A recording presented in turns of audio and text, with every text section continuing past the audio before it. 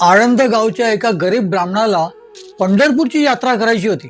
त्याला कोणीतरी सांगितलं, स्वामी समर्थ महाराजांकडे जा, ते तुला द्रव्य देतील ज्याच्यातून तुझी पंढरपूरची यात्रा होऊन जाईल। तो महाराजांकडे आला, महाराजांची सेवा करू लागला, पण प्रत्येक वेळेला महाराज मात्र त्याला झुडकावून लावत असत। एके दिवशी महाराजांच्या दर्शनासाठी भरपूर गर्दी होती आणि अगदी त्याच वेळी महाराजांनी त्याची आठवण केली। त्याला शिव्या देत देत बोलवलं, ये रे नालायका, ये लवकर ये। आणि हा असं समोर उभा राहा। तो अगदी आशा लावून स्वामी महाराजांना हात जोडून तिथे उभा राहिला। महाराजांची पूजा चाललेली, प्रत्येक जण महाराजांचं दर्शन घेत होता आणि तेवढ्यातच कोणीतरी महाराजांना मोत्याचा हार अर्पण केला, त्यांच्या गळ्यात घातला। तो मोत्याचा हार काढून त्या ब्राह्मणाच्या हातात दिला आणि सांगितलं, जा बाबा, पंढरपूरला जा।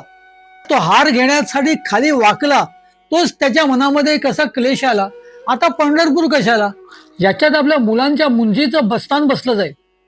हा विचार त्याच्या मनात येताच महाराज कडाडले, काय रे, कोणाचे बस्तान बसले रे, तू तर पंढरपूरला जाणार होता ना।